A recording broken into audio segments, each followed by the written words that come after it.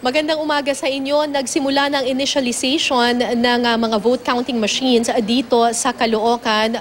Alas 5:15 nang dumating dito ang mga BEI o Board of Election Inspectors.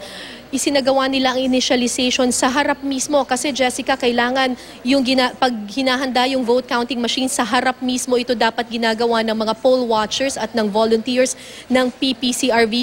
So far, wala namang aberya. Nung nag-imprenta sila ng resibo, 0-0 naman ang lumabas. Ibig sabihin, walang preloaded votes yung mga makina at malinis ito, handang-handa na. Alam mo Jessica, itong Caloocan ang ika-4 sa pinaka-vote-rich na syudad sa buong Pilipinas, with a total number of registered voters, almost 650,000 ang registered voters dito sa Caloocan. Tayo ngayon ay nakatalaga dito sa Holy Infant Montessori sa Caloocan.